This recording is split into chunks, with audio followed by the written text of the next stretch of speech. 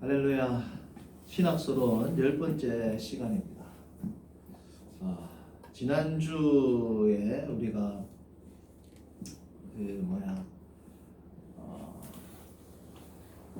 신학의 두 가지 극단을 피해야 된다 그랬습니다.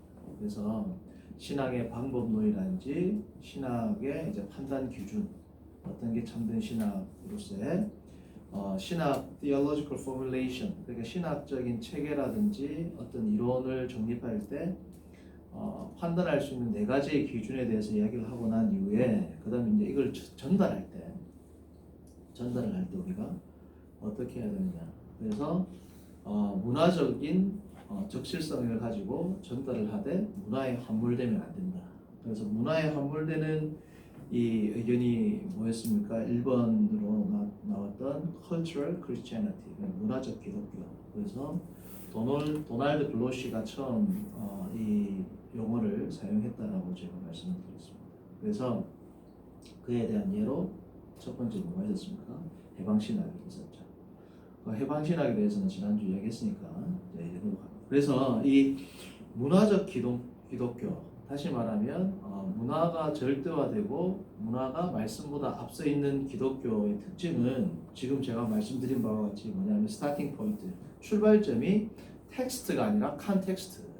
그러니까 성경인 텍스트인 성경이 아니고 상황이라든지 주변 환경 아니면 그 문화의 가치관이나 세계관이 뭐라는 겁니까? 주된 스타팅 포인트가 되기 때문에 문제점이 있다.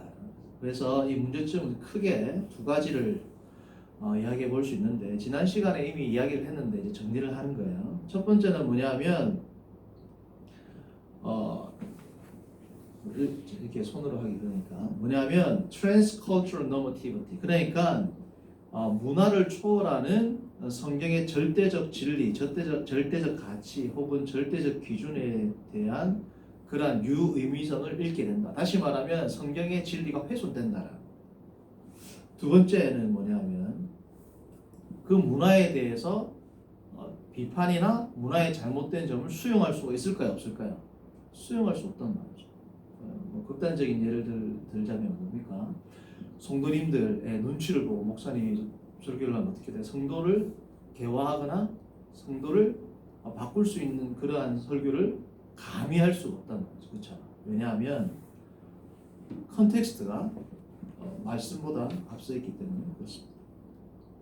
극단적인 예로 우리나라에 들어왔던 뭡니까? 민중신학이라든지 자유주의 진영에서 많이 하고 있는 신학이죠. 민중신학. 그 해방신학이 한국화의 옷을 입고 라틴 아메리카에서는 해방신학이고, 그게 한국에서는 뭐예요? 민중신학이라는 것으로 이제 꼽히게 되는 거죠. 그 사상과 흐르는 저변에 흐르는 신학은 똑같단 말이죠. 그리고 뭐야? 퀴어 신학, 동성애를 지지하는, 동성애라는 이 컨텍스트가 말씀보다 앞서니까 이번 뭐예요? 동성애에 대한 비판을 할 수가 없어요. 그러니까 동성애를 지지하는 퀴어 신학, 말도 안 되는 신학이죠. 동성애를 지지하는 퀴어 신학. 그리고 지금도 전 세계를 뒤덮고 있는 뭡니까? 번영 신학.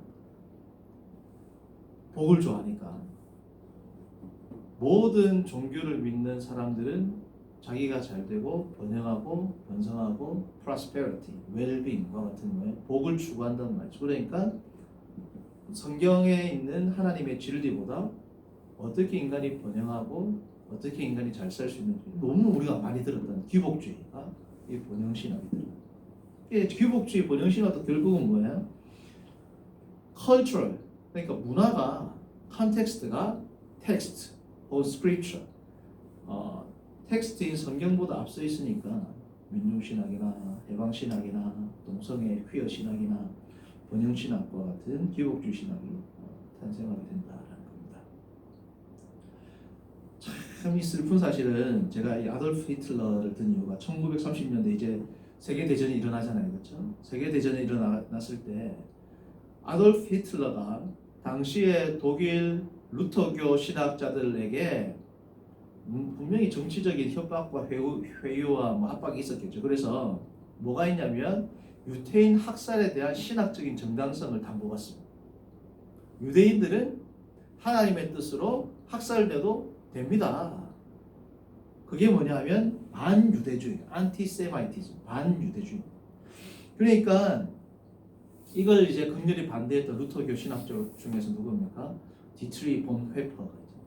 그래서 감옥에서 투옥되고 순교하셨는데, 그래서 독일 신학이 지금도 21세기 독일 신학을 전체를 덮고 있는 것은 뭐냐면 신학은 칼바르트고 윤리는 본 회퍼다, 그렇게 이야기합니다.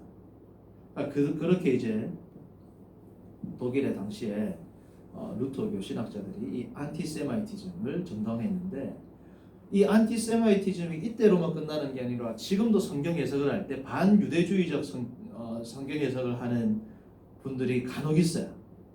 간혹 반유대주의적인 성경 해석을 하는 분들인데 그 뿌리를 거슬러 올라가면 이 안티세마이티즘에서부터 그 근거를 찾을 수가 있습니다.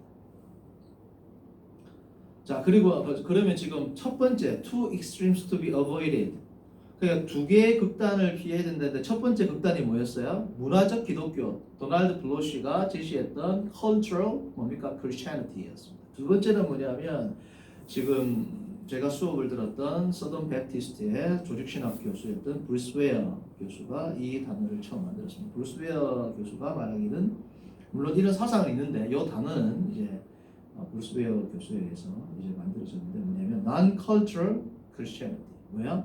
cultural Christianity에 완전 반대예요. 그러니까 문화적 요소를 뭐예요? 전혀 고려를 안 한다는 거예요. 문화적 요소를 전혀 고려를 안 하고 전혀 그 문화적 요소는 완전히 배격한다라는 것은 사실은 성도님들 이게 원칙적으로 불가능합니다. 왜 불가능할까요? 예를 들면 선교나 전도를 할 때 말씀을 증거하거나 선포하면 필연적으로 어떻게 되는지, 제가 예를 들어서 타 문화권에 갔어요. 일본에 갔어요. 그러면 그 사람들한테 전도를 할 때는, 선교를 할 때는 무슨 언어로 합니까? 일본어로 한단 말이죠. 그렇죠? 그럼 언어를 사용해서 복음을 전파하고 언어를 사용해서 복음을 전달한다는 것 자체가 뭡니까? 문화적인 요소를 완전히 배제할 수 없다는 겁니다. 왜냐하면 언어에는 그 나라에 뭐가 있습니까? 문화가 있거든요. 다른 예를 들어보면 성도님들 뭡니까? 우리나라 말을 보면 뭐예요? 나는 당신을 사랑합니다. 그러니까 나는 당신을 사랑합니다. 영어는 뭐예요? I love you잖아요. 그러니까 우리나라는 나는 당신을 사랑합니다. 이 때문에 뭘 강조하냐면 과정을 강조합니다. 과정. 어떤 과정이라든지 목적이라든지 의도가 중요하다. 우리나라 한국 사람들의 문화는. 근데 서양문의 영어권에는 뭡니까? I love you입니다. 뭐가 강조돼요? 동작. 다시 말하면 결과, fruit, 어떠한 결실이 product가 강조가 된다는 그 문화에서. 히브리어나 헬라어는 뭐부터 나와요? 동사부터 나와요. 때로는 주어도 없어요. 왜냐하면 동사 안에 주어가 들어있거든요. 라틴어 같은 경우도 그렇고. 그러니까 히브리어나 헬라어나 뭐 이런 언어권에서는 뭡니까? 행동이 중요하다. 그래서 성경을 보면 쉐마 이스라엘 할 때 결국은 뭐예요? 하나님 앞에서 듣는 행동, 순종하는 행동이 주된 가치를 가지고 있고, 하나님은 선하시다, 하나님은 인자하시다 라는 개념이 철학적인 개념이 아니고 뭐냐면 행동적인 액션입니다. 하나님은 이랬기 때문에 인자하십니다. 시편을 보면 다 하나님이 인자하시다라는 이유에 대한 설명이 구체적인 하나님의 행위들이 나오거든요. 그러니까 언어를 보아도 그 문화를 완전히 배격하는 건 가능하다, 불가능하다? 그건 가능하지가 않다는 거예요. 그러니까 문화적인 요소를 완전히 배격하고 문화적인 요소를 전혀 고려하지 않고 하나님의 절대 진리가 최고이기 때문에 이 절대 진리를 그냥 전달하겠다는 건 사실상 이론적으로는 불가능해요. 그러나 그런 자세를 가지는 게 얼마나 위험하냐면 이런 위험성이 있습니다. 성도님들, 지금 반문화적 그리스도, 아까는 문화적 그리스도요. 반문화적 기독교, 그리스도가 아니고 반문화적 기독교는, 자, 이게 무슨 뜻이냐? 아까 문화적 기독교 있었죠. 문화 절대주의. 문화를 절대화하는 기독교의 또 다른 양태다. It just disguise another form. 그러니까 문화적 기독교의 또 다른 형태가 반문화적 기독교라는 겁니다. 왜냐하면 보십시오. 제가 전도를 하거나 선교를 합니다. 그러면 선교를 하는 그 선교사 혹은 전도를 하는 전도자가 타 문화를 인정하지 않고 자기가 알고 있는 성경 지식이 절대적이기 때문에 이것을 수용해라 라는 것은 곧 무슨 말이에요? 내가 가지고 있는 문화가 절대적이라는 거예요. 그렇죠?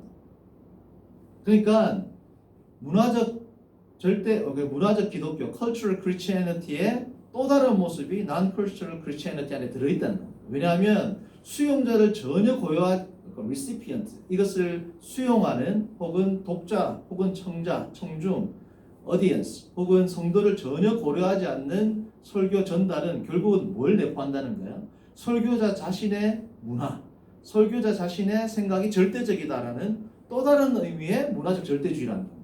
이해되시죠? 그러니까 이 문화라는 것이 이렇게 중앙에 이렇게 놓여 있는데 문화적 절대주의나 반문화적 기독교 자체가 다 이거 양날의 검으로 작용을 한다는 의미가 된다는 거죠. 자, 그렇기 때문에 예를 들어서 이렇게 제가 설명을 드리고 목사님 설교를 하는데 지금 성도님들이 마음이 완전히 골마가지고 터져 있습니다. 예를 들면 지금 뭐 경제가 어렵고 코로나가 있고 아니면 교회에서 무슨 분쟁이 있거나 교회가 막 찢어질 만큼 혼란하고 정말 아프단 말이죠. 그런데 목사님은 설교할 때 이 성도들과 완전히 동떨어진 하나님의 삼위일체에 대해서 설교하고, 그렇죠?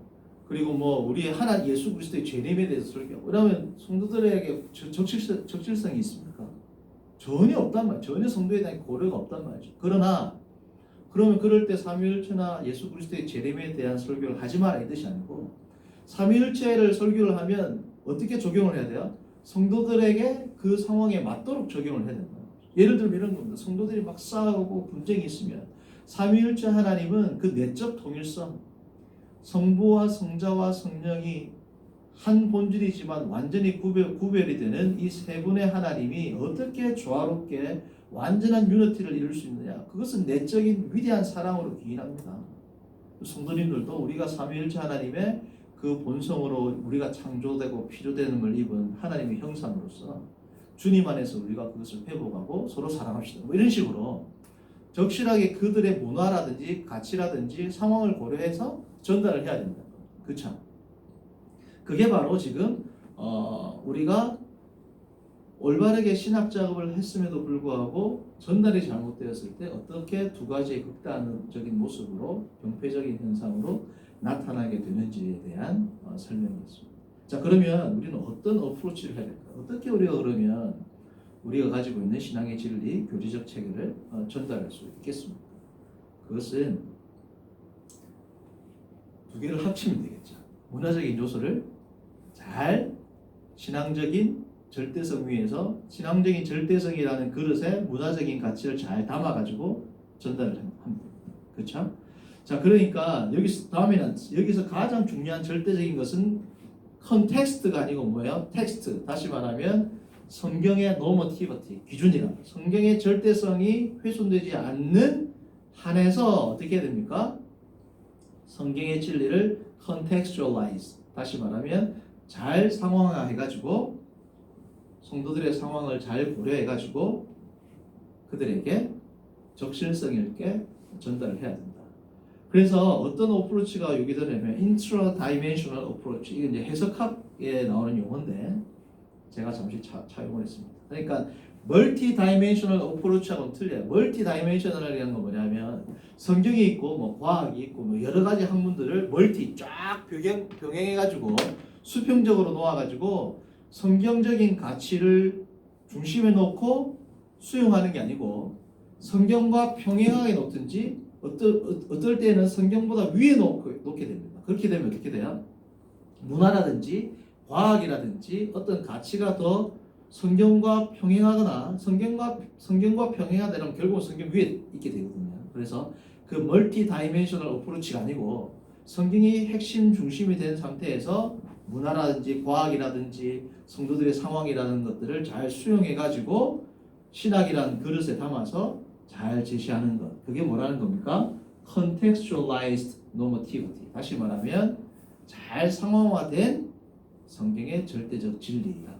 이런 식으로 성경의 교리, 신학적 교리, 신조 여러 가지 theological formulation을 성도들에게 적실성 있게 잘 전달해야 된다.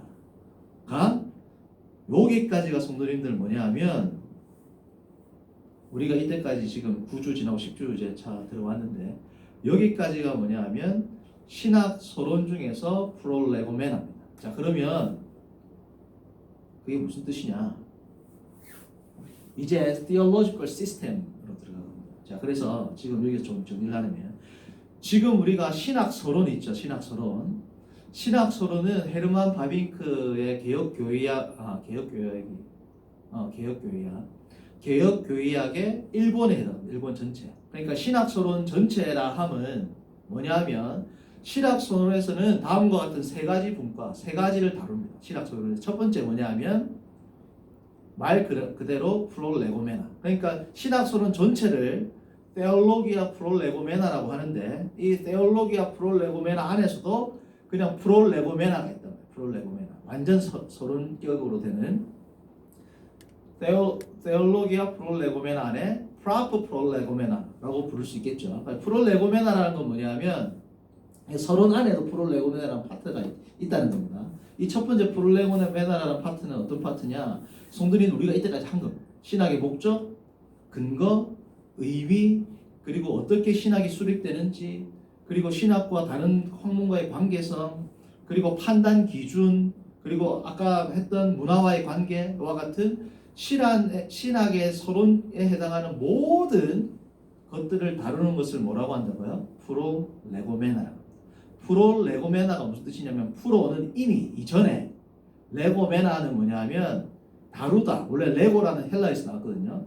다루다, 아니면 뭐 토론하다, 뭐 말하다, 논리적으로 수집하다. 에 해당하니까 그러니까 신학을 하기 전에 논리적으로 수집하고 다루어야 될 모든 자료들이라는 뜻입니다.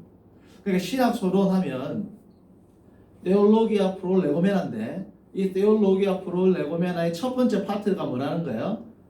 프롤레고메나 프로퍼. 지금 말했던 신학의 전반적인 서론에 해당하는 그런 내용들. 두 번째 파트는 뭐냐 하면서 성도님들 프린키피아라 해가지고 원리입니다. 원리. 신학은 어떤 원리로? 신학은 뭐예요? 학문이면서 종교죠. 그러니까 신학은 학문이면서 종교이기 때문에 이 학문의 원리는 어떤 것이며 종교의 원리는 어떤 것이냐에 대한 토론과 담론을 다루는 게 신학 서론이에요. 그러니까 이 두 번째 파트는 제가 집중적으로 다루진 않았습니다. 그러나 제가 신학 서론을 할 때 조금씩 터치는 했어요. 예를 들면 뭐 인덕션, 디덕션, 레트로덕션 할 때 약간씩 나왔고, 그리고 신학의 대상은 성경이 아니라 하나님이다 와 같은 이런 언급들. 그러니까 이거는 약간 커서리하게, 그러니까 제가 이렇게 훑어 지나가는 것처럼 했던 이유가 이걸 다 다루기에는 방대한 데다 시간도 많거든요. 시간도 많이 걸려요. 그래서 이 두 번째 프린키피아에 대한 내용이 헤르만 바빙크의 6장, 7장, 8장에 나옵니다. 그래서 6장, 7장, 8장을 성도님들 3월에 과제로 나가는 거예요. 2월 달까지는 5장까지 다 읽으라고 제가 말씀드렸죠. 그래서 3월에는 뭘 읽냐면 한 100페이지 정도 됩니다. 6, 7, 8장을 3월 달에 다 읽으세요. 그러면 9장부터 계시론이 들어가거든요. 그래서 서론은 첫 번째 프롤레고메나, 두 번째 프린키피아, 세 번째가 뭐냐면 계시론이에요. 레벨라치오. 그러니까 세 번째가 뭐냐면 데 레벨라치오, 계시에 관하여. 그래서 이 계시에 관하여, 이 계시는 우리가 잘 아는 뭐예요? 일반 계시와 특별 계시가 있죠. 그래서 이 일반 계시를 뭐라고 하냐면 principium externum, 원리가 있는데, 성도님 보세요. 첫 번째 프롤레고메나, 두 번째 원리죠. 이 원리가 있는데 계시는 뭐냐면 외부적 원리라는 겁니다. 논리적으로. 첫 번째는 프롤레고메나 서론을 다루고, 두 번째는 원리란 무엇인지, 학문의 원리, 종교의 원리. 이 신학은 학문이자 종교이기 때문에 원리를 다루는데 그 원리 가운데 외적인 원리가 있겠고 내적인 원리가 있겠죠. 그 외적인 원리가 뭐냐면 계시론입니다. 계시론. 그게 principium externum. 이 계시론에서 다루는 게 뭘까요?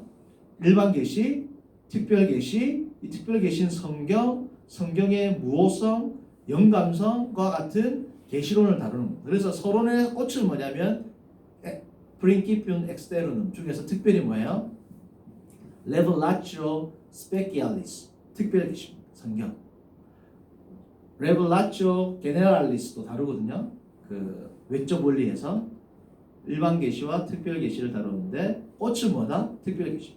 그래서 프롤레고메나 프린키피아 그다음 뭐라고요? 계시론. 이 계시론은 또 두 개로 나눠준다 했습니다. 뭡니까? 일반 계시와 특별 계시를 말하는 프린키피아, 프린키피움 엑스테르눔. 두 번째는 뭐냐 하면 성도님들 보세요. 이 계시를 받으면 이 계시를 받았을 때 어떻게 해야 돼? 우리가 수용을 해야 되죠. 그래서 계시가 수용이 돼야지 뭐가 돼? 우리가 신앙을 가지게 되겠죠. 그래서 이 계시론 그러니까 세 번째가 뭐냐면 계시론인데 이 계시론이 두 개로 나눠진다 했습니다. 첫 번째는 뭐예요? 외적 원리. 이 외적 원리에는 일반 계시와 특별 계시가 들어간다. 두 번째는 뭐예요? 내적 원리. 내적 원리는 뭐가 들어갈까요? 성령의 조명과 그리고 신앙이 들어간다. 그렇게 해서 서론이 다 완성이 되는 겁니다. 그러므로 우리가 지금 이때까지 했던 것은 테올로기아 프롤레고메나 가운데 첫 번째 파트를 한 겁니다. 뭐예요? 프롤레고메나 프로퍼. 그러니까 완전히 이제 그 신학의 서론에 대한 근거와 목적 뭐 이런 것들을 이야기한 거죠. 그래서 두 번째 프린키피아는 제가 수업하면서 조금씩 건드렸고 그리고 과제로 나가기 때문에 이거는 이제 스킵하고요. 이제 뭐가 들어가냐면 계시론을 다루기 전에 한 달이 될 건지 좀 더 될지 모르겠는데 계시를 다루기 전에 theological systems를 다룰 겁니다. 이건 뭐냐면 theological system 혹은 theologia systema라고 하는데 이건 뭐냐면 일반적인 신학 서론에서는 다루지 않습니다. 일반적으로 신학 서론 교재도 안 나오고 신학 서론 수업에도 안 나오고 일반적으로 신학 서론에서는 이걸 다루지 않아요. 다루지 않은데 제가 지금 신학 서론이라는 수업에서 다룬 이유는 성도님들에게 이거는 아주 필요한 부분이기 때문에 제가 서론에서 다루는 겁니다. 원래 전통적으로 이거는 신학 서론 교재는 다루지 않지만 이 theological systems는 성도님들이 신앙생활을 하고 신학 작업을 할 때 너무 중요하기 때문에 제가 이것을 어쩌면 한 달 뭐 그 정도 뭐 아직까지 언제까지는 될지 모르겠지만 요거를 제가 충분히 다룰 생각이에요. 이걸 하고 나서 뭘 할 거냐면 계시론에 들어갈 거거든요. 그러면 이 theological systems가 뭐냐 그것을 다음 시간 목요일 날 함께 살펴보도록 하겠습니다. 예, 이상입니다.